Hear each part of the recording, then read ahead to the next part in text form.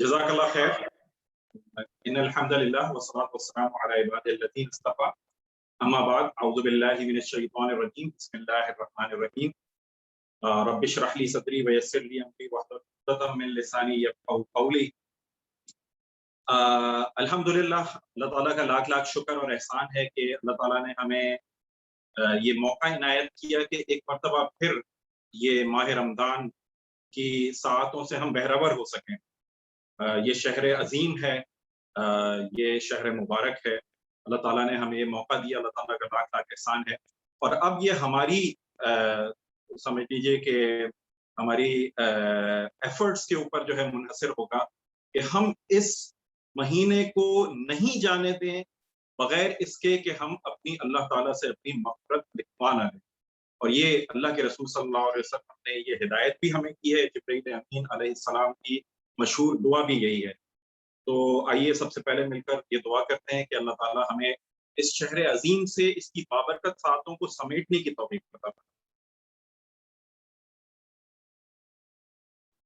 खास ताल्लुक कुरान के साथ है और अल्लाह ताला ने मुझे और आपको ये तौफीक दी है कि हम इस बाबत एक दूसरे के साथ मिलकर बैठें और इस कुरान को समझने की जो है वो कोशिश करें। इसी ज़िम्न के अंदर अल्हम्दुलिल्लाह पिछले 4 रोज़ से ये दौरा कुरान जो है वो शुरू हुआ है। अल्हम्दुलिल्लाह सूरह फातिहा, सूरह बकरा, सूरह आल इमरान और सूरह निसा की आयत नंबर 152 यानी 22 रुकू मुकम्मल, 21 रुकू जो है वो मुकम्मल हो चुके हैं। अब आज हम जो है वो सूरह निसा की आयत नंबर 153 से इसका आगाज करेंगे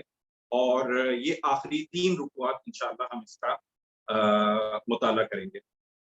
सूरह निसा के ऊपर एक मर्तबा फिर थोड़ा-सा हम इसको जो है वो रब्त माक़बल से शुरू कर लेते हैं कि ये मदनी दौर की सूरत है। इसका ज़माना नुज़ूल तकरीबन कोई 3 हिजरी से लेकर 5 हिजरी तक है, जबकि मदीना की जो नौज़ायदा इस्लामी रियासत है, उसने पनपना शुरू किया था और वो अपनी बुनियाद के ऊपर जो है वो कायम हो रही थी और रफ्ता-रफ्ता जो है वो बुनियादें पकड़ रही थी। इसमें 3 ग्रोहों से खिताब किया गया है, 3 ग्रोहों का तज़किरा किया गया है। पहला ग्रोह सादिक़ुल ईमान सहाबाए किराम रिज़वानुल्लाह अजमईन और अहले ईमान का था। दूसरा गिरोह उन अहले किताब और मुनकिरीन इस्लाम का था कि जो वहां पर मौजूद थे, अहले किताब की सूरत में यानी यहूदी और ईसाई, जो साबिका उम्मत मुस्लिमा थे और दीगर अफराद। और तीसरा ग्रोह उन मुनाफिकीन का था कि जो इस्लाम की चढ़ती हुई ताकत को देखते हुए, इसका रौब और दबदबा देखते हुए, उनके पास कोई ऑप्शन नहीं था सिवाय इसके कि बज़ाहिर इस्लाम के अंदर दाखिल हो जाएं, लेकिन ईमान उनके दिलों के अंदर दाखिल नहीं होता। तो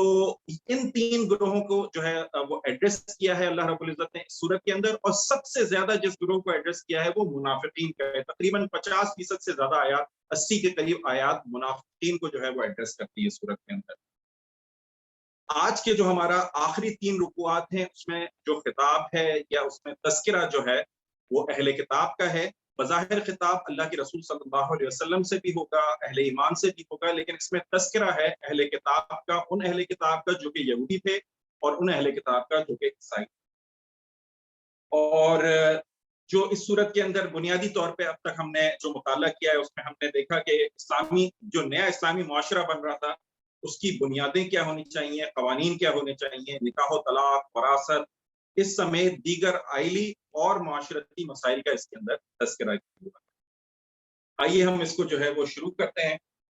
रुकू नंबर 22 में अल्लाह रब्बुल इज़्ज़त इरशाद फरमा रहे हैं अपने रसूल से और एक तरीके से उनको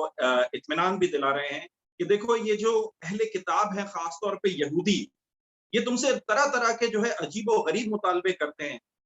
और ये तुमसे मुतालबा कर रहे हैं कि जब तक हम अपनी आंखों से ये नहीं देख लेंगे कि आसमान से कोई तहरीर तुम्हारे ऊपर जो है वो नाजिल होती है तो हम तुम्हारे ऊपर ईमान नहीं लाएंगे। ये गोया उनकी एक हठधर्मी थी, ये कोई ऐसा मुतालबा नहीं था कि अगर वो पूरा कर दिया जाता तो वो फौरन ईमान के अंदर दाखिल हो जाते, बल्कि ये ना मानने के बहाने थे। और इसकी दलील अल्लाह रब्बुल इज़्ज़त क्या दे रहे हैं कि आज ये जो तुमसे अजीबो गरीब मुतालबे कर रहे हैं ये कोई नए नहीं है, ये पहले भी उम्मतों के अंदर, पहले भी अंबिया इकराम से ये मुतालबे होते रहे हैं। और हजरत मूसा से इन्होंने इसी किस्म के मुतालबे किए बनी इसराइल ने, और उनको हमने खुली खुली निशानियां भी दिखाई। हमने जब कोहे तूर पे हजरत मूसा को बुलाया तो हमने तख्तियों के ऊपर उनको जो है वो अपनी हिदायत लिख के दी और फिर कोहे तूर को उनके ऊपर उठाकर उनसे अहद लिया। ये सब निशानियां देखने के बावजूद भी उनका तर्ज अमल क्या था कि उन्होंने इनकार किया, उन्होंने बछड़े को माबूद बनाया, उन्होंने अल्लाह की आयत को झुटलाया, जो अहद हमने उनसे लिया था उसकी अहद शिकनी की, और पैगंबरों को नाहक कत्ल किया। और फिर हजरत मरियम अलैहिस्सलाम और हजरत ईसा अलैहिस्सलाम पर झूठे इल्जामात लगाए कि एक तो हजरत मरियम अलैहिस्सलाम के ऊपर बुहतान लगाया और हजरत ईसा अलैहिस्सलाम के ऊपर ये जो है बात की, घड़ के लाए कि हमने उनको कत्ल कर दिया है। हालांकि अल्लाह रब्बुल इज्जत ने यहाँ पर हमें बताया कि इन आयात के अंदर कि हजरत ईसा के मामले में ना तो उन्होंने कत्ल किया, वमा कतलूहु वमा सलबूहु वलाकिन शुब्बिह लहुम, बल्कि उनको हमने मुश्तबा जो है वो हालत के अंदर डाल दिया इन लोगों को उनके बारे में। और फिर अल्लाह रब्बुल इज्जत यकीन से कहते हैं वमा कतलूहु यकीना, यकीनन उन्होंने उसको कत्ल नहीं किया, बल रफअहुल्लाहु इलैहि, अल्लाह ताला ने बल्कि उनको अपनी तरफ उठा लिया। और क़यामत के दिन हजरत ईसा अलैहिस्सलाम खुद इस बात की शहादत देंगे और अल्लाह रब्बुल इज्जत इरशाद फरमा रहे हैं कि अपनी मौत से कबल ये अहले किताब सारे के सारे ईमान ले आएंगे। फिर उसके बाद यहूदियों की टेढ़ का मजीद जो है वो तस्करा किया है कि ये वो लोग हैं कि जो अल्लाह के रास्ते से रोकते हैं, लोगों का माल बातिल तरीके से खाते हैं और सूदखोरी करते हैं, और ये सारी की सारी बातें ये अपनी किताब के अंदर तहरीफ करके करते हैं। और जो ये समझ लीजिए कि सस्ते दामों अपनी किताब के अंदर तहरीफ करके उनके जो बड़े हैं वो उसके ऊपर अमल पैरा होते हैं, उसके अंदर तहरीफ करते हैं, और ये सारे बातिल काम उनके बड़े जो है वो से करवाते हैं। लेकिन इनमें कुछ ऐसे लोग भी मौजूद हैं कि जो नेक नियति रखते हैं, और फिर वही लोग हैं कि जो ईमान भी लेकर आए। रुकू नंबर 23 के अंदर अल्लाह रब्बुल इज्जत ने आ, आ, नबी मेहरबान सल्लल्लाहु अलैहि वसल्लम को मुखातिब किया है और कहा है कि आपकी तरह हम उसी तरह वही कर रहे हैं जिस तरह पिछले अंबिया के ऊपर की थी, हजरत इब्राहीम अलैहिस्सलाम, इस्माईल अलैहिस्सलाम, इसहाक, याकूब,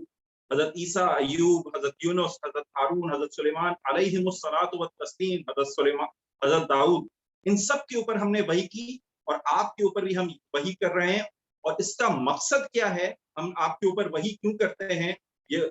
रसूलों को क्यों भेजा जाता है, ताकि वो बशारत दें और डराएं, और लोगों के लिए अल्लाह के मुकाबले में कोई हुज्जत ना छोड़ें। यानी लोगों के पास कोई हुज्जत ना हो अल्लाह के मुकाबले में कि वो कहें कि हमें तो ये चीज हमारी जो है वो इत्माम हुज्जत नहीं हुआ था, ये चीज पूरी नहीं हुई थी। तो इस मकसद के लिए रसूलों को मबूस किया जाता है। फिर उसके बाद अल्लाह रब्बुल इज्जत इरशाद फरमा रहे हैं, या अय्युहन्नासु क़द जाअकुमुर रसूलु बिल हक़्क़ि मिन रब्बिकुम फ़आमिनू ख़ैरुल लकुम। अब लोगों को झंझोड़ा जा रहा है कि अब तुम्हारी बेहतरी इसी में है कि जो रसूल अब आ गया तो उसके ऊपर ईमान ले आओ। पहली बातें हो गई, अहले किताब को भी और दूसरे लोगों को भी बताया जा रहा है कि अब तो जो रसूल तुम्हारे दरमियान मौजूद है उस पर तो ईमान लाओ। लेकिन इनका मामला है कि ये दीन के अंदर गुलू किए बैठे हैं, कोई जो है वो हजरत उज़ैर को अल्लाह का बेटा बना रहा है और कोई हजरत ईसा को अल्लाह का बेटा बना रहा है। तो अहले किताब को एक मर्तबा फिर तंबीह की गई है कि अपने दीन के अंदर गुलू ना करो और हजरत ईसा को खुदा का बेटा ना मान गर्दानो। ये बात अल्लाह ताला को सख्त नापसंद है। और फिर रुकू नंबर 24 में अल्लाह रब्बुल इज्जत ये इरशाद फरमा रहे हैं कि हमने तुम्हारी तरफ बुरहान और नूर भेज दिया है, जो लोग ईमान लाएंगे उन्हीं को अल्लाह ताला अपनी रहमत के अंदर दाखिल करेगा। और हजरत ईसा के बारे में भी ये बात इरशाद हुई है कि वो अल्लाह के बंदे हैं, और वो लोग जिन्होंने उनको खुदा का बेटा गर्दाना, उनको अल्लाह ताला ने कहा कि वो उन्होंने कुफ्र किया। इस सूरत की आखिरी आयत के अंदर वरासत के अहकामात की के बाबत एक और हुक्म दिया गया है कलाला के बारे में। कलाला उस शख्स को कहते हैं या उस औरत को कि जिसका ना तो माँ बाप इस दुनिया के अंदर मौजूद हो, ना उसके बेटे हों, और ना ही उसका स्पाउस मौजूद हो। यानी अगर औरत है तो शौहर भी नहीं है, और शौहर है तो औरत भी नहीं है। उसके बारे में, कलाला के बारे में ये अहकामात दिए गए। तो ये 3 रुकुआत थे जो आज हमारे समझ मुताले के अंदर शामिल थे। आयत नंबर रुकू नंबर 22, 23 और 24। इसमें अहले किताब यहूदियों को एड्रेस किया गया है, फिर रसूलों के भेजने का मकसद बताया गया है, और फिर आखिर में अहले किताब ईसाइयों को भी एड्रेस किया, और फिर एक आयत जो है वो वरासत के बारे में नाजिल हुई है। तो ये सूरह निसा हमारी आज जो है वो मुकम्मल हुई। अब हमारे जो अगली सूरत है वो सूरह माइदा है।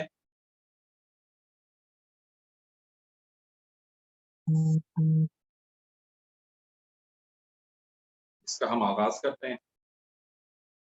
اس سورہ مائدہ یہ بھی مدنی دور کی صورت ہے، اس کے 16 رکوعات ہیں، 120 آیات ہیں۔ ترتیب کے لحاظ سے تو یہ سورہ نساء کے بالکل بعد والی صورت ہے، لیکن اس کے زمانہ نزول میں تھوڑا کوئی 2 یا 3 سال کا فرق ہے۔ اس صلح حدیبیہ کے فوراً بعد اللہ کے رسول صلی اللہ علیہ وسلم کے اوپر نازل ہوئی، اور اس میں بنیادی طور پر امت مسلمہ سے خطاب ہے۔ جیسا کہ سورہ نساء کے اندر امت مسلمہ سے بھی خطاب تھا، آئلی قوانین بھی تھے، تعزیری قوانین بھی تھے، اور جو ہے وہ منافقین کا بھی بہت زیادہ تذکرہ تھا، لیکن اس صورت کے اندر بنیادی طور پر امت مسلمہ سے خطاب ہے، شریعت کے احکامات کی تکمیل ہو رہی ہے، اور ساتھ ساتھ اہل کتاب سے بھی اور ضمنی طور پر منافقوں کو بھی ایڈریس کیا گیا۔ اعوذ باللہ من الشیطان الرجیم، بسم اللہ الرحمن الرحیم۔ یا ایھا الذین آمنوا اوفوا بالعقود احلت لکم بہیمۃ الانعام الا ما یتلی علیکم غیر محل الصید وانتم حرم ان اللہ یحکم ما یرید۔ آیت کے آغاز میں ہی مسلمانوں کو اس بات کی تلقین کی جا رہی ہے کہ اپنے عقد پورے کرو، اپنے معاہدے پورے کرو، عہد و پیمان کا پاس رکھو۔ یہ بنیادی چیز ہے جو اسلام ایک مسلمان کے اندر پیدا کرنا چاہتا ہے، یہ اس کی تربیت کا بنیادی حصہ ہے کہ اگر تم وعدے کرو تو اس کو پورا کرو، تم کوئی معاہدے کرو تو اس کا پاس رکھو۔ یہ وہ معاملات ہیں کہ جس کو اسلام ایک بندہ مومن کے اندر بدرجہ عدم دیکھنا چاہتا ہے۔ پھر اس کے بعد اللہ رب العزت ارشاد فرما رہے ہیں کہ احرام کی حالت میں شکار نہ کرو، اور شاعر اللہ کی بے حرمتی نہ کرو، اللہ کی نشانیوں کی بے حرمتی نہ کرو۔ یہ نہ کرو کہ حرام مہینوں کو حلال کر لو اور حرام حلال مہینوں کو اس کے بعد جو ہے اس کے بدلے میں حرام کر لو۔ اور یہ بات بھی یاد رکھو کہ آج تمہیں بیت اللہ میں داخلے سے روکا ہے صلح حدیبیہ کے موقع کے اوپر، تو تم اتنے مشتعل مت ہو جانا۔ اگر فریق ثانی نے، فریق مخالف نے تمہارے اوپر زیادتی کی ہے تو تمہارا اشتعال تمہیں اس بات کے اوپر آمادہ نہ کرتے کہ تم بھی زیادتی کرو، بلکہ تم ہر حال میں انصاف کے اوپر قائم رہنے والے بنو۔ تم مشتعل مت ہو جانا، اور جو ہے جو کام کرنا، جو امور ہیں وہ انصاف کے اوپر مبنی رہ کر پورے کرنا۔ پھر اس کے بعد جیسے پہلی آیت میں ارشاد فرمایا گیا تھا کہ تمام مویشی حلال ہیں سوائے جن کی فہرست بعد میں آ رہی ہے۔ وہ کون سی فہرست ہے؟ اس میں مردار جانور ہے، خون ہے، سور ہے، وہ جانور جو خدا کے سوا کسی اور کے نام پر ذبح کیے گئے ہوں، جو گلا گھٹ کر یا چوٹ کھا کر بغیر ذبح کے جو ہے وہ مر گئے ہوں، یا وہ جانور جو کسی آستانے پر ذبح کیے گئے ہوں۔ لیکن اس کے ساتھ یہ بات بھی ہدایت کرتی گئی ہے کہ کبھی ایسا ہو جائے کہ تمہارا معاملہ جان بچانے کا ہو، تمہیں کوئی حلال چیز نہ مل رہی ہو، تو پھر اس حد تک کھا سکتے ہو کہ تم اپنی جان بچا لو، مزے لینے کے لیے نہیں، گناہ کی رغبت کے لیے نہیں، بلکہ صرف اس بنیاد کے اوپر کہ اپنی جان بچا لو، تو اتنا تمہیں جو ہے وہ اجازت۔ پھر اس کے بعد وہ عظیم آیت، اس کا ٹکڑا ہمارے سامنے ہے کہ الیوم اکملت لکم دینکم واتممت علیکم نعمتی وردیت لکم الاسلام دینا، کہ آج کے دن اللہ تعالیٰ نے تمہارا دین تمہارے اوپر مکمل کر دیا اور تمہارے اوپر وہ نعمت تمام کر دی، اور دین اسلام کو تمہارے لیے دل پسند بنا دیا۔ حضرت عمر فاروق رضی اللہ تعالیٰ عنہ امیر المومنین تھے، تو یہودیوں کا ایک بڑا عالم اللہ کے رسول صلی اللہ حضرت عمر رضی اللہ تعالیٰ عنہ کے پاس آیا اور ان سے کہا کہ آپ کے قرآن کے اندر ایک آیت ایسی ہے کہ اگر وہ ہمارے اوپر نازل ہوئی ہوتی تو اس دن جس دن وہ نازل ہوتی ہم اس کو عید کا دن قرار دیتے۔ حضرت عمر نے استفسار کیا کون سی آیت؟ تو اسی آیت کا حوالہ دیا اس نے، الیوم اکملت لکم دینکم۔ حضرت عمر نے کہا کہ مجھے اچھی طرح یاد ہے کہ یہ یوم عرفہ کو نازل ہوئی، جمعے کا روز تھا، اور گویا کہ اس کا اگلا روز تو ہمارا ویسے ہی عید کا روز ہوتا ہے، اور اس آیت کو اس عظیم خطبہ حجۃ الوداع سے بھی نسبت ہے کہ جو انسانی تاریخ کے اندر ہیومن رائٹس کے لیے سب سے بڑا کوڈ ہے۔ کوئی کوڈ آف کنڈکٹ اگر ہیومن رائٹس کے لیے ہو، کوئی چارٹر ہو، تو یہ خطبہ حجۃ الوداع ہے۔ آج کی دنیا اقوام متحدہ کوئی 1945 میں آ کر یہ ہیومن رائٹس جو ہے کا چارٹر بنا رہی ہے، اور وہ بھی ادھورا یا آدھا پورا ہے، اور اس پر بھی عمل کتنا ہوتا ہے وہ ہم جانتے ہیں، لیکن اگر اسلام نے कोई जो है वो चार्टर आज से 1400 साल पहले दे दिया था, और उसके ऊपर जितना अमल पैरा जो है वो यहाँ पर होते हैं। खास तौर पर एक शख्स था, मशहूर शख्सियत हैं, वो गए, वो पहली दफा हज पर गए, तो उन्होंने कहा कि आज मैंने ये देखा कि बाकी अगर जो है वो किसी डिस्क्रिमिनेशन के बगैर लोग एक जगह जमा होते हैं तो वो हज के मौके पर होते हैं, और ये इस्लाम ही का एजाज। फिर उसके बाद अगली आयत के अंदर अल्लाह रब्बुल इज़्ज़त ने मोमिनीन को हुक्म दिया कि अहले किताब का खाना तुम्हारे लिए हलाल है, वो जायज़ करार दिया, और मर्दों को कहा कि तुम अहले किताब औरतों से भी निकाह कर सकते हो, लेकिन मोमिन औरतों के लिए ये बात जायज़ नहीं है कि वो अहले किताब मर्दों से निकाह करें। उसके बाद अगले रुकू में वुज़ू का तरीक़ेकार बड़ी तफ़सील के साथ बयान हुआ है, और फिर ये भी इरशाद फरमाया कि अगर पानी मुयस्सर ना हो तो तयम्मुम कर लिया करो। गोया तुम्हारे लिए इसके अंदर भी सहूलत दे दी गई है, और उसका तरीक़ेकार भी बताया। गोया वुज़ू का तफ़सीली तौर पे तरीक़ा, और पानी अगर मुयस्सर ना हो तो तयम्मुम करने की इजाज़त वो भी इस सूरत के अंदर, इस रुकू के अंदर दी गई। फिर उसके बाद एक बहुत ही अजीम आयत है कि या अय्युहल्लज़ीना आमनू कूनू क़व्वामीन लिल्लाहि शुहदाअ बिल क़िस्त। ए ईमान वालों, इंसाफ को कायम करने वाले बन जाओ, इंसाफ की गवाही देने वाले बन जाओ। और यही वो मकसद है जिसके बारे में अल्लाह रब्बुल इज़्ज़त ने कुरान में इरशाद फरमाया है कि मैंने अंबिया को मबूस किया ताकि वो इंसाफ को कायम करें। आज हमें अपना जायजा लेने की जरूरत है कि हमारे मालिक के अंदर, हमारे अपने घरों के अंदर इंसाफ के ऊपर कितना अमल पैरा हुआ जाता है। और फिर ये भी बता दिया गया कि वला यजरिमन्नकुम शनआन कौमिन अला अल्ला तादिलू, कि ऐसा ना हो कि कोई दूसरी कौम नाइंसाफी करे। वही बात जो पहले इरशाद फरमाई जा रही थी कि वो तुम्हें भी नाइंसाफी के ऊपर जो है वो मजबूर ना कर दे किसी कौम की दुश्मनी। अदल किया करो, यही तकवा से करीब तरीन चीज है। तो यही इरशाद फरमाया कि अदल करो और इंसाफ, मसावात, ये वो बुनियादें हैं जो जिसके ऊपर एक मुआशरा जो है वो कायम होता है। अदल और एहसान, अदल और इंसाफ, ये वो बुनियादें हैं कि जिसके ऊपर एक इस्लामी मुआशरे का कयाम। उसके बाद बताया कि जन्नत का वादा सिर्फ अहले ईमान के साथ है, और इसका जो है यहाँ पर तज़किरा किया। और फिर एक वाक़ये का तज़किरा है कि अल्लाह ताला ने एक एहसान जो तुम्हारे ऊपर हाल ही में किया है, और वो एक साज़िश थी जो यहूदी मुसलमानों के खिलाफ कर रहे थे। हज़रत अब्दुल्ला इब्न अब्बास से रिवायत है कि यहूदियों ने मुसलमानों को खाने पर बुलाया, और उनकी नीयत ये थी, उनका इरादा, बल्कि उनकी प्लानिंग ये थी कि वो आएँगे तो उनको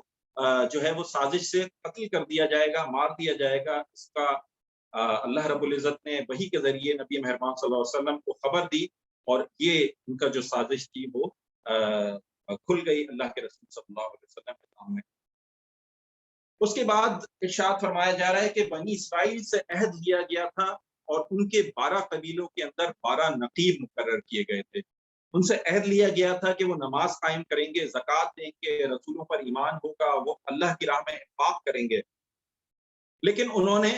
बार-बार अहद को तोड़ा, और इसकी वजह से अल्लाह ताला ने उनको अपनी रहमत से दूर कर दिया और उनके दिल सख्त कर दिए। यही मामला नसारा के साथ भी हुआ, नसारा को उससे भी अहद किया गया, लेकिन उन्होंने भी उसकी पासदारी नहीं की, और उनके दरमियान भी इख्तलाफात पैदा कर दिया अल्लाह रब्बुल इज़्ज़त ने। अल्लाह रब्बुल इज़्ज़त यहाँ पर इरशाद। फिर उसके बाद अल्लाह रब्बुल इज़्ज़त अहले किताब को दोबारा झंझोड़ रहे हैं कि अब तो तुम्हारे पास रसूल और किताब हक आ गई है। पहले जो हुआ वो मामला पहले के हैं, लेकिन अब आज तो तुम्हारे दरमियान रसूल मौजूद है, तो क्यों ना इस मौके से फायदा उठाकर तुम इस किताब हक को तस्लीम कर लो, इस रसूल के ऊपर ईमान ले आओ। लेकिन उनका मामला उनके साथ है। और फिर इरशाद फरमाया कि ईसा इब्न मरियम को जो लोग इलाह बनाते हैं, इलाह का दर्जा देने वाले, वो काफिर हैं। और फिर एक बहुत बड़ी मिसाल दी गई है, वो ये कि अगर अल्लाह ताला हज़रत मसीह इब्न मरियम को और उनकी माँ को हलाक करना चाहे तो अल्लाह ताला के लिए कोई रोक नहीं है। ये इतनी बड़ी और अज़ीम मिसाल देकर ये बात वाज़ेह की जा रही है कि अल्लाह ताला कोई इस बात से पाक है कि उसका कोई बेटा हो, उसकी कोई औलाद हो। और अंबिया किराम का भी ये तरीका नहीं है कि वो अल्लाह के बजाय अपनी बंदगी की दावत یہودی اور عیسائیوں کو اس بات کا زوم ہے کہ وہ کوئی اللہ کے بہت چہیتے ہیں، اور اس بنیاد کے اوپر عمل تو ان کا ایک طرف، وہ صرف اسی بنیاد کے اوپر چاہتے ہیں کہ ان کو آخرت کے اندر کوئی حصہ مل جائے۔ اللہ تعالیٰ ان کو دوبارہ اس بات پر جو ہے وہ متنبہ کر رہے ہیں کہ اب تمہارے سمجھنے کا ایک اور موقع ہے، جس نبی کا تم انتظار کر رہے تھے، یعنی یہ جو پیریڈ تھا حضرت عیسیٰ علیہ السلام سے لے کر نبی مہربان صلی اللہ علیہ وسلم کا، اس پیریڈ کے اندر یہ نصارہ اور یہودی دونوں اس بات کے اوپر یقین رکھتے تھے کہ ایک نبی آنے والا ہے۔ تو جس نبی کا تم انتظار کر رہے تھے وہ اب تمہارے درمیان موجود ہے، اب کس بات کی دیر ہے، آگے بڑھو اور ایمان لاؤ۔ لیکن انہوں نے کفر کیا، اور انہوں نے اپنے آپ کو سوا یہی سمجھتے رہے کہ ہمارا کوئی اللہ کے ساتھ کوئی خاص تعلق ہے جو ہمیں بچا لے گا۔ اور یہی معاملہ، یہی انہی آیات کے تناظر میں اہل ایمان کو بھی جو ہے اپنا احتساب کرنا چاہیے۔ یہی معاملہ کم و بیش آج ہم دیکھتے ہیں کہ مسلمانوں کے ساتھ ہے۔ تو آج ہمیں اپنا بھی رویہ بہتر کرنے کی ضرورت ہے کہ ہمارا کوئی تعلق، ہمارا کوئی جو ہے وہ نسبت کوئی خاص ایسی نہیں ہے اللہ کے ساتھ کہ اگر ہم عمل نہ کریں تب بھی ہمیں جو ہے وہ چہیتی قوم جو ہے وہ بنا کے رکھے۔ اور دنیا کے اندر تو ظاہری طور پر اللہ تعالیٰ نے ہمیں دکھائی ہی دیا ہے۔ اللہ تعالیٰ سے دعا ہے معاذ اللہ کہیں آخرت والے دن ہمیں یہ دن نہ دیکھنا پڑے۔ پھر اس کے بعد رکوع نمبر 4 میں اللہ رب العزت نے اس بات کا تذکرہ کیا ہے کہ میں نے حضرت موسیٰ یعنی اپنے بندے موسیٰ کو حکم دیا کہ اس مقدس سرزمین میں داخل ہو جاؤ۔ تو جب موسیٰ علیہ السلام نے اپنے ساتھیوں سے کہا تو انہوں نے کہا نہیں، وہاں تو ایک بہت دور آور قوم رہتی ہے عمالقہ، ہم وہاں نہیں جائیں گے، تم اور تمہارا خدا ان کے ساتھ جا کر لڑے۔ ان سب نے اس بات کا انکار کر دیا بجز 2 لوگوں کے۔ ان 2 لوگوں کے اندر جو ہے وہ مفسرین کہتے ہیں کہ حضرت یوشع تھے علیہ السلام، جو حضرت موسیٰ کے خلیفہ بنے، اور اس کے بعد کچھ لوگوں کے نزدیک ان کو نبوت کا درجہ بھی جو ہے وہ دیا گیا، اور ایک دوسرے جو ان کے ساتھ تھے وہ وہاں پر موجود تھے۔ بجز ان 2 لوگوں کے سب نے اس بات سے انکار کر دیا، اور پھر ہوا یہ کہ اللہ رب العزت نے ان کو سزا دی، 40 سال تک صحرائے سینا میں وہ بھٹکتے رہے، اور پھر اس کے بعد جا کر معاملات آگے بڑھے جب حضرت یوشع نے شام کا علاقہ فتح کیا، اور اس کے بعد پھر طالوت کے زمانے میں، حضرت شمویل کے زمانے میں طالوت نے اور داؤد علیہ السلام نے جو ہے جالوت کو قتل کر کے وہاں پر فتح حاصل کی۔ اس کے بعد رکوع نمبر 5 یعنی آیت نمبر 27 سے 32 میں اللہ تعالیٰ، اللہ رب العزت تاریخ انسانی کے پہلے قتل کا تذکرہ کر رہے ہیں۔ حضرت آدم علیہ السلام کے 2 بیٹے حابیل اور قابیل، ایک نے کہا کہ میں، دونوں نے جو ہے وہ قربانی اللہ کے راستے کے اندر دینا چاہی، تو حابیل کی قبول ہوئی اور قابیل کی قبول نہیں ہوئی۔ اس نے کہا کہ میں تجھے مار دوں گا، تو دوسرے نے کہا نہیں، میں تو تیرے خلاف کوئی ہاتھ نہیں اٹھاؤں گا، اور بالآخر جو چیز اس نے سوچی وہ ہو کر رہی۔ اور پھر جب اس نے قتل کر دیا تو پھر وہ سوچتا رہا کہ اب اس جو لاش جو وہاں پر موجود ہے اس کا کیا کروں،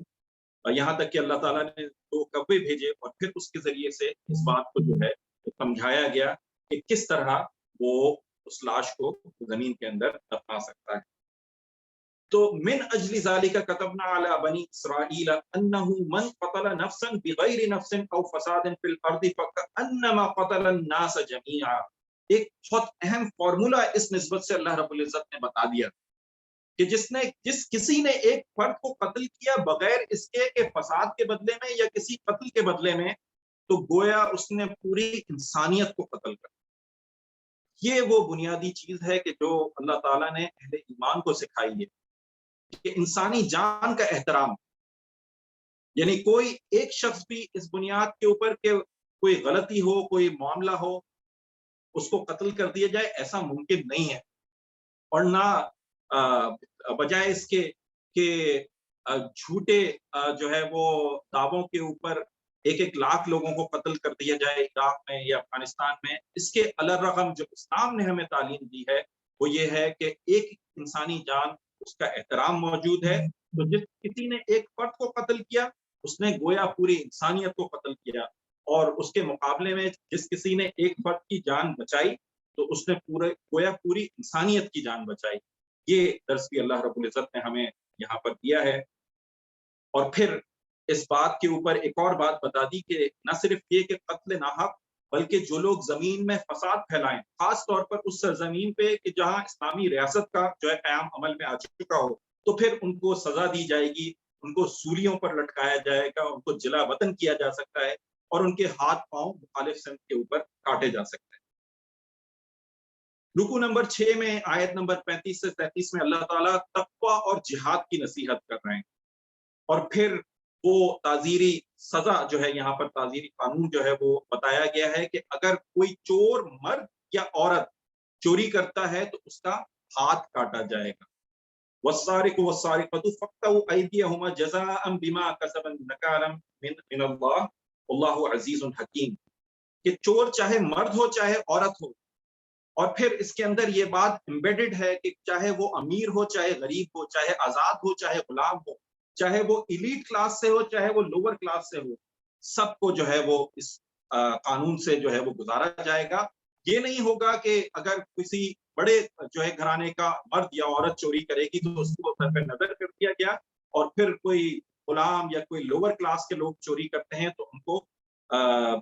جو کورٹ اور کچہری کے چکر جو ہے وہ لگانے پڑے، اور ان کو جو ہے وہ عدالت پورا جو ہے وہ اس کا سزا دے۔ پھر اس کے بعد رکو نمبر 6 میں اور 7 میں آیت نمبر 41 سے 50 تک اللہ تعالیٰ ایک بہت اہم حقیقت کی طرف جو ہے ہماری توجہ کروا رہے ہیں کہ اللہ رب العزت ارشاد فرما رہے ہیں کہ میں نے جو کتابیں بھیجی ہیں تمہیں چاہیے کہ تم اس کے مطابق فیصلہ کرو، اپنے جتنے معاملات ہیں اس کے مطابق فیصلہ کرو۔ ہوا یوں کہ خیبر کے یہودیوں میں سے ایک مرد اور ایک عورت نے زنا کیا، اور پھر انہوں نے کہا کہ ہمارے جو قوانین ہیں ان کے مطابق تو اس کو سنسار کر دیا جاتا ہے، چلو اللہ کے رسول صلی اللہ علیہ وسلم کے پاس چلتے ہیں، محمد کے پاس چلتے ہیں صلی اللہ علیہ وسلم، اور کیونکہ اسلام کے اندر تو ابھی تک سنسار کا حکم نہیں آیا ہے، لہٰذا ان کا جو بھی سزا وہ تجویز کریں گے، ظاہر سی بات ہے وہ سنسار تجویز نہیں کریں گے تو ہم وہ مان لیں گے۔ اب معاملہ یہ ہوا کہ اللہ کے رسول صلی اللہ علیہ وسلم نے کہا کہ میں یہ فیصلہ اسی قانون کے مطابق کروں گا کہ جو تورات کے اندر اس کا تذکرہ ہے، اور تورات میں تو سنسار کی سزا ہے۔ ان میں سے کچھ لوگوں نے کہا نہیں، ہماری کتاب میں تو یہ سزا نہیں لکھی ہوئی، لیکن اللہ کے رسول صلی اللہ علیہ وسلم نے گویا کو چیلنج کیا، انہوں نے کہا کہ تم بتاؤ، لے کر آؤ اور اس میں اس بات کو واضح کرو۔ تو پھر وہاں یہودیوں کا جو ایک بڑا عالم تھا اور ایک صحابی رسول صلی اللہ علیہ وسلم جو پہلے یہودی تھے اور بعد میں وہ ایمان لے آئے تھے، انہوں نے اس بات کی تصدیق کی کہ تورات کے اندر بھی جو اس کی زنا کی سزا ہے وہ سنسار ہی ہے۔ اور پھر ان تمام چیزوں کے تناظر میں ایک حقیقت کا تذکرہ اللہ رب العزت نے 3 مرتبہ تکرار کے ساتھ کیا ہے، اور وہ کیا ہے یہاں پر ہم دیکھ لیتے ہیں کہ اللہ رب العزت نے ارشاد فرمایا کہ ہم نے تورات نازل کی جس میں ہدایت اور روشنی تھی، سارے نبی جو مسلم تھے اسی کے مطابق ان یہودی بن جانے والوں کے معاملات کا فیصلہ کرتے تھے، اور اسی طرح ربانی اور احبار بھی اس پر فیصلے کا مدار رکھتے تھے، کیونکہ انہیں کتاب اللہ کی حفاظت کا ذمہ دار بنایا گیا تھا اور وہ اس پر گواہ تھے۔ پس اے گروہ یہود، تم لوگوں سے نہ ڈرو بلکہ مجھ سے ڈرو، اور میری آیات کو ذرا ذرا سے معاوضے دے کر بیچنا چھوڑ دو۔ اور جو اہم بات اللہ رب العزت نے آخری میں بتائی وہ یہ کہ جو لوگ اللہ کے نازل کردہ قانون کے مطابق فیصلہ نہ کریں وہی کافر ہیں۔ پھر اس کے بعد یہ بات بتائی کہ جان کے بدلے جان ہوگی، آنکھ کے بدلے آنکھ، ناک کے بدلے ناک، اور قصاص کا جو ہے وہ حکم دیا، اور اس کے بعد کہا کہ اور جو اللہ کے نازل کردہ قانون کے مطابق فیصلے نہ کریں وہی ظالم ہیں۔ اوپر کافر کہا گیا، یہاں ظالم کہا گیا۔ اور پھر حضرت عیسیٰ کا تذکرہ ہوا اور ارشاد فرمایا گیا کہ حضرت عیسیٰ کو ہم نے تورات کا تصدیق کرنے والا بنایا اور ان کو انجیل عطا کی، اور تورات اور انجیل کے اندر سے ان کو تعلیم دی، اور خدا ترس لوگوں کے لیے سراسر ہدایت اور نصیحت جو ہے وہ اس میں رکھی۔ ہمارا حکم تھا کہ اہل انجیل اس قانون کے مطابق فیصلے کریں جو اللہ نے اس میں نازل کیا ہے، اور پھر کلیہ وہی بیان کیا، حقیقت وہی بیان کی کہ اور جو لوگ اللہ کے نازل کردہ قانون کے مطابق فیصلے نہ کریں وہی فاسق ہیں۔ ایک ہی چیز کا اعادہ 4 آیات کے اندر 3 مرتبہ کیا اللہ رب العزت نے، کہ جو لوگ اللہ کے نازل کردہ قانون کے مطابق فیصلے نہیں کرتے وہ اس کی نظر میں کافر ہیں، فاسق ہیں اور ظالم ہیں۔ آج ہم اپنا اگر محاسبہ کریں اپنے مملکت پاکستان میں، جسے ہم مملکت خداداد کہتے ہیں، کیا ہم یہ دیکھتے ہیں کہ خود اس صورت کے اندر اور قرآن کے اندر جتنے تعزیری قوانین اللہ رب العزت نے بیان کیے ہیں، کیا اس کے مطابق ہمارے مملکت خداداد کے اندر فیصلے ہوتے ہیں؟ کیا قصاص کا قانون ہمارے پاس روبہ عمل میں آتا ہے؟ کیا چور کی سزا ہم کو ملتی ہے؟ کیا زانی کو رجم کی سزا دی جاتی ہے؟ کیا انصاف فوری اور سستا لوگوں کو میسر ہے؟ اگر نہیں تو پھر یہ ذرا رک کر اور اپنا احتساب کرنے کی ضرورت ہے، اپنا محاسبہ کرنے کی ضرورت ہے اس کے اوپر، کیونکہ پھر اس کے بعد اللہ رب العزت نے براہ راست یہ حکم دیا کہ پس اے محمد تم اللہ کے نازل کردہ قانون کے مطابق ان لوگوں کے معاملات کا فیصلہ کرو اور ان کی خواہشات کی پیروی نہ کرو۔ یعنی 3 مرتبہ اس حقیقت کا اعادہ کرنے کے بعد براہ راست حکم بھی دیا کہ تم اللہ کے نازل کردہ قانون کے مطابق ان لوگوں کے معاملات کا فیصلہ کرو۔ تو اللہ تعالیٰ ہمیں اس سمت کے اندر سوچنے کی، اور یہ جو قرآن ہمیں احکامات دیتا ہے، قرآن جس طرح کا معاشرہ بنانا چاہتا ہے، اس طرح کے معاشرے کو بنانے کے لیے ریاست کی داغ پیل ڈالنے کی توفیق۔ اس کے بعد رکوع نمبر 8 اور 9 میں اللہ رب العزت ارشاد فرما رہے ہیں کہ یہود اور نصارہ کو اپنا دوست نہ بنا۔ دیکھو، ایک قلبی میلان ہوتا ہے، تمہارا قلبی میلان ان لوگوں کے ساتھ ہونا چاہیے کہ جو صبح اور شام اللہ رب العزت کی طرف دعوت دینے والے ہیں۔ اور یہ جو منافقین ہیں یہ چاہتے ہیں کہ دونوں طرف سیٹنگ کر کے رکھیں، یہ اہل ایمان کے ساتھ بھی جاتے ہیں لیکن ان کے دل جو ہے ان کا قلبی تعلق ان یہود و نصارہ کے ساتھ ہے، اور یہ سوچتے ہیں کہ اگر ہم نے جو ہے وہ سچا راستہ اختیار کیا، ہم نے اہل ایمان کے ساتھ جو ہے وہ غیر متزلزل ایمان رکھا ان کے اللہ کے رسول کے اوپر، تو کہیں ایسا نہ ہو کہ ہم مصیبت کے اندر پڑ جائیں، کبھی ان کو جو ہے وہ شکست ہو، کبھی ان کو ہار ہو، اور پھر دوبارہ ہمیں یہودیوں سے واسطہ پیش آئے اور نصارہ سے، تو کہیں ہم مصیبت میں نہ پڑ جائیں۔ جبکہ اہل ایمان کا معاملہ یہ ہوتا ہے کہ وہ اف اینڈ بٹس میں نہیں پڑتے، وہ تو اللہ، رسول اور دیگر ایمان والوں کو اپنا دوست رکھتے ہیں، ان کا قلبی ملان ان کے ساتھ ہوتا ہے، انہی کے ساتھ ان کی اجتماعیت ہوتی ہے۔ پھر اس کے بعد دوبارہ اس بات کا اعادہ کیا گیا ہے، وہ اہل کتاب جو تمہارا مذاق اڑاتے ہیں، جب اذان سنتے ہیں تو وہ اس کے اندر وہ ہنسی اڑاتے ہیں، تم ان کو اپنا دوست نہ بناؤ۔ اور منافقین کے بارے میں ایک مرتبہ پھر بتایا کہ یہ جس طرح تمہارے پاس آتے ہیں خالی ایمان کے ساتھ، اسی طرح یہ چلے جاتے ہیں کہ دلوں میں کوئی ایمان نہیں بھرتا تمہاری طرف آنے سے۔ پھر اس کے بعد رکوع نمبر 10 میں اللہ رب العزت اللہ کے رسول صلی اللہ علیہ وسلم کو ایک حکم بھی دے رہے ہیں، اور اس کے گویا ان کا فرض منصبی اس کی تذکیر کروا رہے ہیں کہ یا ایھا الرسول بلغ ما انزل الیک من ربک وان لم تفعل فما بلغت رسالتہ۔ اے اللہ کے رسول، جو کچھ آپ کی طرف ہم نے وحی کیا ہے کیوں کہ تو سنا دیں بلا کم وقاص، لیکن اگر آپ نے اس میں کوتاہی برتی، اگر ایسا نہ کیا تو جس کام کے لیے ہم نے مبعوث کیا وہ اصل کام آپ نے، ظاہر سی بات ہے اللہ کے رسول صلی اللہ علیہ وسلم نے تو اس کام کو بدرجہ اتم جو ہے وہ پورا کیا، یہاں تک کہ اللہ تعالیٰ کو خود کہنا پڑا کہ بس کر دو، کیا تم اپنے آپ کو ہلاک کر دو گے اس غم میں کہ یہ لوگ تمہارے اوپر ایمان نہیں لاتے، اس دعوت کے اوپر ایمان نہیں لاتے۔ اور اس کے بعد پھر اہل کتاب بتایا گیا کہ اہل کتاب اگر تورات اور انجیل کو قائم نہ کریں تو وہ اپنی اصل پر نہیں ہے، یعنی اہل کتاب کی اصل یہ ہے کہ وہ تورات اور انجیل کو قائم کر دیں، صرف اس پر ایمان لانا جو ہے کافی نہیں ہے، یہ کہیں کہ ہم مانتے ہیں، ہم اس کے تمام احکامات کو مانتے ہیں، نہیں، اصل چیز یہ ہے کہ اس کو جب تک قائم نہ کریں تو وہ کسی اصل میں کوئی حیثیت نہیں ہے۔ اور اس کو اگر ہم اس طرح کہہ لیں کہ اہل ایمان کے لیے بھی اگر ہم قرآن کی جو پیغام ہے، جو قرآن کا نظام ہے وہ ملک کے اندر قائم نہ کریں، اسلامی معاشرے کے طور پر اس کو جو ہے وہ نہ سمجھیں، اسلامی ریاست کی بنیاد نہ ڈالیں، تو ہمیں بھی یہ کہا جا سکتا ہے کہ کوئی جو ہے تم اپنی اصل کے اوپر نہیں ہو اگر تم اس قرآن کی بنیاد پر ایک اسلامی معاشرے کی تشکیل نہیں کرتے، ایک اسلامی حکومت کا قیام عمل میں لانے کی کوشش نہیں کرتے۔ پھر اس کے بعد اللہ رب العزت نے عیسائیوں کے عقیدے کا ابطال کیا ہے کہ وہ لوگ جو عیسیٰ کو کہتے ہیں کہ وہ خدا ہے اور جو تثلیث کا نظریہ رکھتے ہیں وہ سب کافر ہیں، انہوں نے کفر کیا۔ تم دیکھتے نہیں کہ حضرت عیسیٰ اور ان کی والدہ حضرت مریم علیہ السلام یہ عام لوگوں کی طرح بازار میں چلتے پھرتے ہیں اور کھانا کھاتے ہیں، تو یہ لوگ تو عام انسان ہیں، ہاں ہم نے ان کو درجہ میں بڑا کیا ہے اور اپنا رسول اور نبی بنایا ہے حضرت عیسیٰ کو، یہ ایک جو ہے وہ الگ بات ہے۔ پھر اس کے بعد رکو نمبر 11 میں آیت نمبر 78 سے 86 تک بنی اسرائیل کے کافروں پر لعنت کی گئی ہے حضرت داؤد اور عیسیٰ کی زبان سے۔ بڑی بات ہے، لعنت کی گئی ہے بنی اسرائیل کے کافروں کے اوپر۔ کیا وجہ ہے، ان کا جرم کیا تھا؟ قرآن کہتا ہے کہ کانوا لا یتناہون عن منکر فعلوہ لبئس ما کانوا یفعلون۔ ان کا جرم یہ تھا کہ جو دوسرے لوگ برائی کرتے تھے وہ نہیں برائی کرتے تھے، جو دوسرے لوگ برائی کرتے تھے ان کو یہ روکتے نہیں تھے۔ اس لیے حضرت عیسیٰ اور حضرت داؤد کی زبانی ان کے اوپر لعنت کی گئی۔ یعنی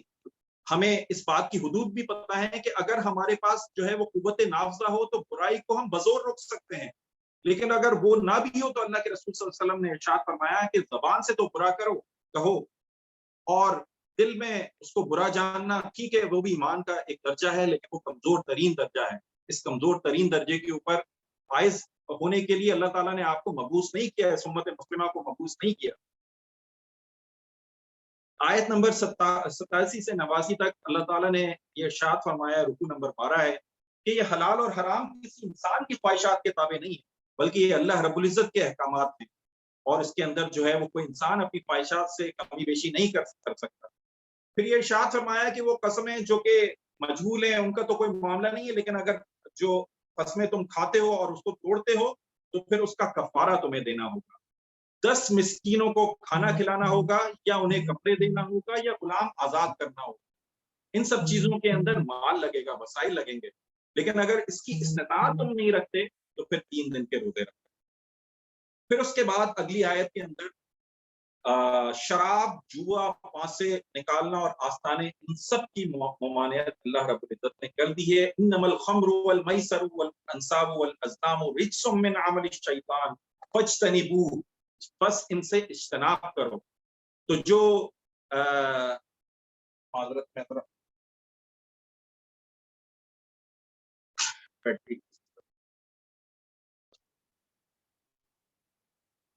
تو جب یہ حکم اللہ رب العزت نے نازل کیا تو مدینے کی گلیوں نے وہ منظر بھی دیکھا کہ جس کے مٹکے کے اندر شراب موجود تھی انہوں نے وہ مٹکے توڑ دیے، اور مدینے کی گلیوں کے اندر سب سے زیادہ بہنے والی چیز اس دن جو تھی وہ شراب تھی۔ تو یہ معاملہ ہوتا ہے اہل ایمان کا، صحابہ کرام کا، کہ بس چون و چرا نہیں کرتے کہ ایک حکم آ گیا تو اس کے بعد عمل اور اس کے اوپر آمنا و صدقنا ہوتا ہے۔ آیت نمبر 94 سے 105 تک پھر ایک بار اس بات کی جو ہے وہ اعادہ کیا گیا ہے کہ احرام کی حالت میں شکار تمہارے لیے بڑی آزمائش ہوگی، تمہیں سامنے جو ہے وہ جانور نظر آئیں گے، لیکن یہ تمہاری آزمائش ہے، یاد رکھنا کہ اس پر ثابت قدم رہنا ہوگا، اگر ایسا کر دیا تو پھر اس کا کفارہ ادا کرنا ہوگا۔ اور ساتھ ہی ساتھ یہ بھی بتا دیا کہ سمندر کا شکار صرف اس حالت کے اندر جائز ہے۔ اور پھر رکوع نمبر 14 میں اللہ رب العزت ارشاد فرماتے ہیں کہ پچھلی امتوں کی طرح نبی مہربان صلی اللہ علیہ وسلم سے زیادہ سوال کرنے والے مت بن جانا، اس سے تم خود ہی اپنی مشکلات میں اضافے کا سبب بنو گے۔ تو خیال رکھنا کہ تم جو ہے وہ بہت زیادہ سوال کرنے والے نہ بنو۔ اور پھر یہ کہا کہ جو بتوں کے نام کے اوپر اونٹ چھوڑے جاتے ہیں ان کی کوئی حیثیت نہیں ہے، اور یہ ان کے مختلف نام جو ہے وہ رکھے جاتے ہیں، لیکن یہ جو ہے اللہ کے ہاں کی کوئی حیثیت نہیں ہے۔ پھر یہ بتایا گیا کہ اگر تم چاہے حضر میں ہو، چاہے سفر میں ہو، چاہے وہ تم اپنے مقیم ہو یا مسافر ہو، تمہیں چاہیے کہ اگر تم جو ہے تم میں سے کوئی موت کے قریب ہو تو وہ وصیت کر دے، اور اپنے وصیت کے اوپر 2 لوگوں کو گواہ بنائے۔ سفر کی حالت کے اندر اگر تمہیں کوئی مسلمان نہ ملے تو بھلے غیر مسلموں کو ہی تم جو ہے وہ گواہ بنا سکتے ہو، اور یہ استثناء جو ہے سفر کی حالت کے اندر۔ پھر اس کے بعد 15ویں رکوع کے اندر اللہ رب العزت کہتے ہیں کہ آخرت میں حضرت عیسیٰ کو اللہ رب العزت حضرت عیسیٰ کو دی گئی نعمتیں یاد دلائیں گے، اور ان کو یہ یاد دلائیں گے کہ تمہارے اوپر جو ہم نے نعمتیں اتاری، تمہیں گہوارے میں بولنا سکھایا، تمہیں تمہاری پیدائش بغیر باپ کے ہوئی، تمہیں کتاب اور حکمت کی تعلیم دی گئی، تورات اور انجیل کی تعلیم دی گئی، تمہیں پتلوں میں اللہ کے حکم سے جان ڈالنے والا بنایا، तुम्हें कोढ़ी और अंधे को मादरजात, अंधे को शिफा याब करने वाला तुम्हारे अंदर तुम्हें जो है ये मौजज़ा दिया अल्लाह रब्बुल इज़्ज़त ने, और फिर मुर्दों में जान डालना, ये भी तुम्हें जो है वो मौजज़ा अता किया गया। इन सब नेमतों और जो है वो इनामात का तज़किरा अल्लाह रब्बुल इज़्ज़त आखिरत में जो है वो करेंगे। फिर उसके बाद फिर अल्लाह रब्बुल इज़्ज़त ने इस बात का तज़किरा किया है कि बनी इसराइल जो हज़रत ईसा के साथ थे, उन्होंने कहा कि आप अल्लाह ताला से हमारे लिए दस्तरख्वान की जो है वो रिक्वेस्ट क्यों नहीं करते, यानी माइदा की रिक्वेस्ट क्यों नहीं करते। तो ईसा इब्ने मरियम ने कहा कि तुम अल्लाह का तकवा इख्तियार करो अगर तुम मोमिन हो। तो उन लोगों ने कहा कि इससे तो हमारी मुराद ये है कि हम खाना खा लेंगे और हमारे दिलों को इत्मीनान हो जाएगा। तो हजरत ईसा ने फिर दुआ की कि या अल्लाह हमारे लिए माइदा उतार दीजिए। तो अल्लाह रब्बुल इज़्ज़त ने कहा कि ऐसा मैं कर तो दूंगा, लेकिन फिर उसके बाद अगर किसी ने कोई सरकशी की, किसी ने कोई गुनाह किया तो फिर मैं इस कदर पकड़ करूंगा कि इससे पहले ऐसी पकड़ नहीं की। तो ये भी एक कुल्लिया है, ये भी एक हकीकत है कि अल्लाह रब्बुल इज़्ज़त जब नबियों को और किसी कौम को मौजज़ात दिखा देते, खुली-खुली निशानियां दिखा देते हैं, तो उसके बाद उनके लिए गुंजाइश बहुत कम रह जाती है। तो यही माइदा का रिक्वेस्ट थी, गुजारिश थी, दरख्वास्त थी, जिसके नाम पर ये सूरह माइदा का नाम रखा गया है। यानी इसमें कोई ऐसा नहीं है कि माइदा के ऊपर, इस टॉपिक के ऊपर पूरी सूरत है, बल्कि इसका तज़किरा है आखिरी रुकू में, बल्कि 15वें रुकू के अंदर। तो इस मुनासबत से इसका नाम सूरह माइदा है। आखिरी चंद आयतों के अंदर अल्लाह रब्बुल इज़्ज़त बता रहे हैं कि मैं आखिरत में पूछूंगा हज़रत ईसा से। हालांकि अल्लाह रब्बुल इज़्ज़त तो जानते हैं, और हज़रत ईसा खुद भी कहेंगे अल्लाह रब्बुल इज़्ज़त, या अल्लाह आप तो खुद मुझसे ज्यादा जानते हैं कि क्या मामला था। तो वो पूछेंगे क्या आपने इन्हें खुद को और अपनी वालदा को की बंदगी के लिए आपने कहा था, इनसे दरख्वास्त किया था। तो हज़रत ईसा फरमाएंगे कि या अल्लाह अगर मैं ऐसा करता तो आपके इल्म में होता, मैंने कभी ऐसा नहीं किया, मैंने आप ही की बंदगी की दावत दी, कभी अपनी बंदगी का मुतालबा नहीं किया। फिर हज़रत ईसा ये इरशाद फरमाएंगे कि अगर आप इन्हें अज़ाब दें तो ये आप ही के बंदे हैं, और अगर आप माफ कर दें तो आप अजीज और हकीम हैं। तो उस दिन नफा जिन लोगों को मिलेगा वो सिर्फ वो लोग होंगे कि जो सच्चे लोग होंगे, उनकी सच्चाई उनको नफा देगी। और उस दिन आया हो जाएगा कि बादशाही महज अल्लाह रब्बुल आलमीन ही के लिए है। और ये जो लोगों की आंखों के ऊपर पट्टी बंधी हुई है, जो लोग अल्लाह रब्बुल इज़्ज़त से मुलाकात की उम्मीद नहीं करते, उन्हें पता नहीं है, गुमान नहीं करते, या बार-बार बताए जाने के बावजूद इस बात का शऊर नहीं रखते, अक्ल नहीं करते, तो उनके सामने ये चीज बिल्कुल वाज़ेह होकर सामने आ जाएगी। तो ये सूरह माइदा के 16 रुकुआत थे। इसके अंदर अल्लाह रब्बुल इज़्ज़त ने कुछ ताज़ीरी क़वानीन भी हमारे सामने इसके अंदर आए हैं, जैसे चोरी का और दीगर क़वानीन हैं। यहूदियों के उस वाक़े का तज़किरा करते हुए जो ज़िना की सज़ा है उसका भी यहाँ पर तज़किरा है। फिर ये कि दीगर और इसमें अहले ईमान को अहकामात दिए गए हैं, अहले किताब को जो है उनकी सरज़निश की गई है, मुनाफ़िकीन का तर्ज़ अमल बताया गया है इसके तौर पर। तो ये मजमूई तौर पे सूरह माइदा थी। अल्लाह ताला से दुआ है कि हमें कुरान को ठीक तरह से समझने वाला बना दीजिए, और फिर समझने के बाद सबसे बढ़कर उसके ऊपर अमल करने वाला बना दीजिए। व आखिर दावाना अल्हम्दुलिल्लाह। सुभान अल्लाह, जज़ाकल्लाह मरूफ भाई। बहुत शुक्रिया, आपने अपने कीमती औकात में से वक्त निकाल के हमें सूरतुल माइदा, सूरतुन निसा की मुख्तसर तशरीह के साथ जो है वो उसका मफ़हूम बताया। कल इंशाल्लाह 9:15 बजे हमारे साथ डॉक्टर जाहिद अराई साहब होंगे और वो सूरतुल अनआम का जो है वो मुख्तसर तर्जुमा और तफसीर पेश करेंगे। जज़ाकल्लाह।